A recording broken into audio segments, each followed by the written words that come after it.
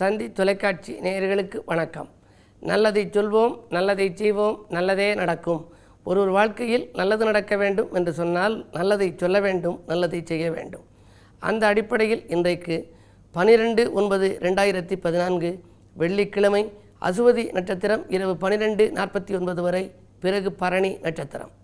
இன்றைக்கு நாட்காட்டிகளை பார்த்தால் சங்கடகர சதுர்த்தி என்று போட்டிருக்கும். இன்றைக்கு ஆனைமுகப் பெருமானை வழிபட்டு ஆனந்தமான வாழ்க்கையை நாம் வரவழைத்து கொள்ள வேண்டும். ஆனைமுகனை பார்க்காமல் இருக்க முடியுமா, அவன் அருளில்லாமல் வாழ்க்கையினை நடத்த முடியுமா என்று ஒரு பாடல்.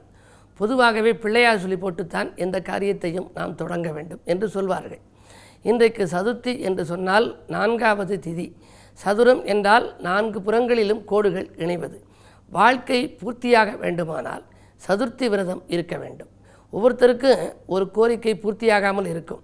சில பேர் அந்த வேலை கிடைக்கணும்னு முயற்சி பண்ணுறேன், கிடைக்கலையும்பாங்க. சில பேர் நான் அந்த ஊரில் வசிக்க நினைக்கின்றேன், வெளிநாடு செல்ல நினைக்கின்றேன், ஆனால் இன்னும் முயற்சி செய்து எனக்கு கிடைக்கவில்லை என்பார்கள். நம்முடைய வாழ்க்கை தேவைகள் பூர்த்தியாகாமல் பலருக்கும் அரைகுறையாகவே இருக்கிறது. அவர்கள் முழுமையாக பூர்த்தியடைய வேண்டும் என்று சொன்னால் இதுபோன்ற நாட்களிலே விரதம் இருந்து ஆனைமுகப் பெருமானை வழிபாடு செய்ய வேண்டும்.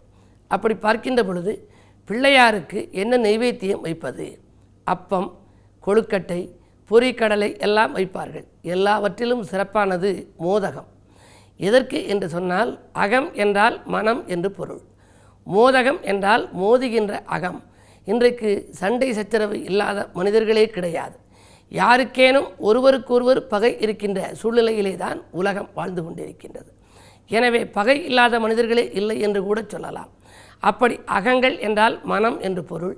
மனங்கள் மோதிக்கொண்டிருக்கின்ற சூழ்நிலையில் வசிக்கின்ற பொழுது நாம் நல்ல வாழ்க்கை அமைய, நமது மனதிலே அமைதி கிடைக்க, மோதும் அகங்கள் நல்ல நிலைக்கு மாற மோதகத்தை நைவேத்தியமாக படைப்பதுதான் நல்லது என்று சொல்வார்கள். எனவே இன்றைக்கு இல்லத்திலே உள்ள விநாயகர் படத்தின் முன்னாலே கூட நீங்கள் மோதகத்தை படைத்து வைத்து சாதக பலன்கள் சரியாக நடக்க வேண்டும் என்று நீங்கள் நினைத்து வழிபாடு செய்து காரியத்தை தொடங்குங்கள். காரியங்களில் கணபதி அருளால் உங்களுக்கு வெற்றி கிடைக்கும் என்று தெரிவித்து இனி இன்றைய ராசி பலன்களை இப்பொழுது உங்களுக்கு வழங்கப் போகின்றேன். மேசராசி நேயர்களே, உங்களுக்கெல்லாம் பயணத்தால் பலன் கிடைக்கின்ற நாள். பாகப்பிரிவினைகள் சுமூகமாக முடியும். நீங்கள் விட்டு கொடுத்து செல்வதுதான் ஒரு சில சமயங்களில் உங்களுக்கு கை கொடுக்கும். 8லே செவ்வாய் சொந்த வீட்டிலே வலிமையோடு இருக்கின்றார்.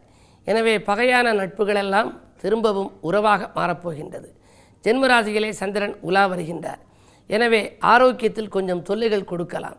என்ன இருந்தாலும் இன்றைக்கு கிழமை வெள்ளிக்கிழமை, அசுவதி நட்சத்திரம், அதிலும் சங்கடகர சதுர்த்தி. எனவே அதிகாலையிலேயே ஆனைமுகப் பெருமானை வழிபட்டு காரியங்களை தொடங்குங்கள். வெற்றி நிச்சயமாக வந்து சேரும். ரிஷபராசி நேயர்களே, விடிகாலையிலேயே விரயங்கள் ஏற்படுகின்ற நாள். வீட்டு தேவைகளை எல்லாம் பூர்த்தி செய்து கொள்ளுங்கள்.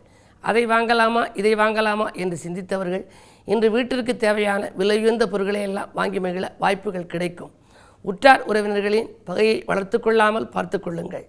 இன்று மாலை நேரத்தில் வரும் தொலைபேசி வழி தகவல் உங்களுக்கு மகிழ்ச்சியை வழங்கப் போகிறது.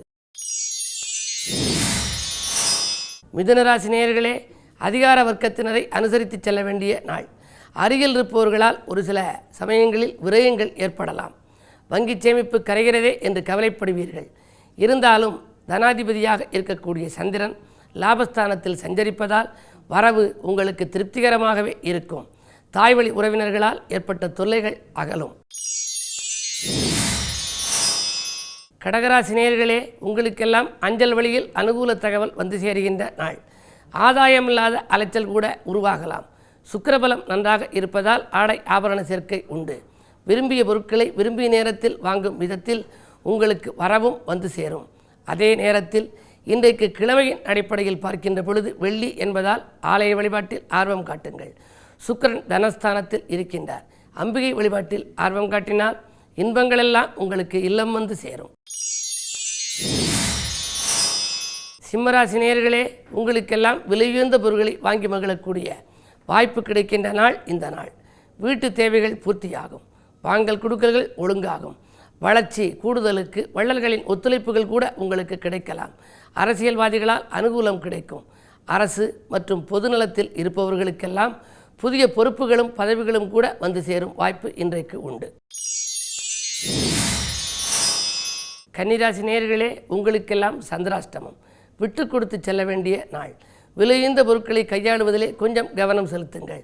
இறை வழிபாட்டு சிந்தனையோடு எதை செய்தாலும் நல்ல விதமாக முடியும். மாமன் மைத்துனர் வழியில் கருத்து வேறுபாடுகள் ஏற்படலாம். ஊர் பயணங்களை மாற்றி அமைத்துக் கொள்வதுதான் நல்லது. துலாம் ராசி நேயர்களே, விற்ற பூமியால் பிரச்சனைகள் ஏற்படும் நாள். வீட்டில் உள்ளவர்களின் ஒத்துழைப்பு கொஞ்சம் குறையலாம்.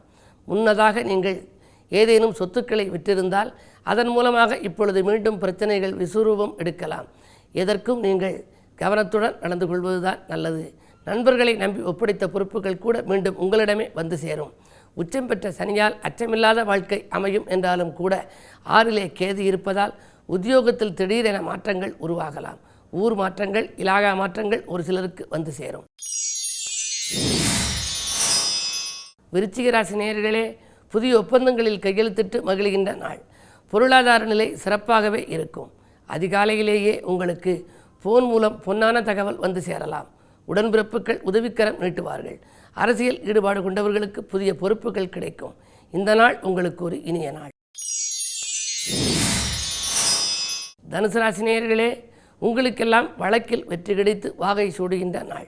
வரவும் செலவும் சமமாகவே இருக்கும். வாங்கல் கொடுக்கல்களில் தீவிரம் காட்டுவீர்கள். வாகன மாற்றம் செய்ய முன்வருவீர்கள். பழைய வாகனங்களை கொடுத்துவிட்டு புதிய வாகனங்கள் வாங்கலாமா என்று சிந்திப்பீர்கள். பழைய வாகனங்களால் பழுது செலவுகள் அடிக்கடி வருகிறதே என்ற கவலையும் மேலோங்கும்.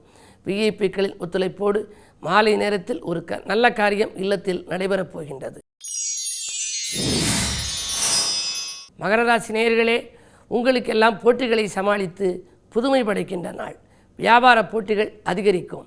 அதே நேரத்தில் போட்ட திட்டங்கள் நிறைவேறுவதற்கான சூழ்நிலையும் உண்டு. குரு உங்கள் ராசியை பார்ப்பதால் குரு பார்க்க கோடி நன்மை என்பார்கள். எனவே எந்த தீமைகள் வந்தாலும் அதை விலக்கக்கூடிய ஆற்றல் குருவின் பார்வைக்கு உண்டு. எனவே தான் நீங்கள் எதற்கும் கவலைப்பட வேண்டியதில்லை. கடன் சுமை குறையும், கவலைகள் தீரும். உங்களுக்கு மாலை நேரத்தில் ஒரு மகிழ்ச்சியான தகவல் இன்றைக்கு வந்து சேரப்போகிறது. கும்பராசி நேயர்களே, உடன் இருப்பவர்களையும் உடன் பிறப்புகளையும் இன்றைக்கு அனுசரித்து செல்ல வேண்டிய நாள். கோபத்தை கொஞ்சம் குறைத்து கொண்டு செயல்படுவதுதான் நல்லது. சில இடங்களை நீங்கள் விற்றிருக்கலாம். விற்ற இடத்தால் பத்திரப்பதிவில் சில பிரச்சனைகள் ஒரு சிலருக்கு உருவாகலாம். உடன்பிறப்புகளின் வழியே ஒத்துழைப்புகள் கொஞ்சம் குறைவாகவே இருக்கும். வாங்கல் கொடுக்கல்களிலும் கொஞ்சம் கவனம் தேவை. இன்றைக்கு வெளியூர் பயணங்களை மேற்கொள்ள நினைப்பவர்கள் கூடுதல் கவனத்தோடு செல்வதுதான் நல்லது. இல்லையேல் பயணங்களை மாற்றி அமைத்துக் கொள்வதும் உத்தமம். மீனராசி நேயர்களே, சுற்றுப்பயணத்தால் சுகம் காணுகின்ற நாள். இன்றைக்கு குடும்பத்துடன் சுற்றுப்பயணம் செய்ய வேண்டும் என்ற சிந்தனை மேலோங்கும். தொழில் மாற்ற சிந்தனையும் மேலோங்கும். இந்த தொழில் ஆதாயம் குறைவாக கிடைக்கிறதே, வேறு தொழில் செய்யலாமா என்று யோசிப்பீர்கள். உத்தியோகத்தில் இருப்பவர்கள் திடீரென இடமாற்றத்திற்கு ஆளாக நேரிடும். அஞ்சல் வழியில் அனுகூல செய்தி உண்டு. மேலும் விவரங்கள் அறிய தினத்தந்தி படியுங்கள்.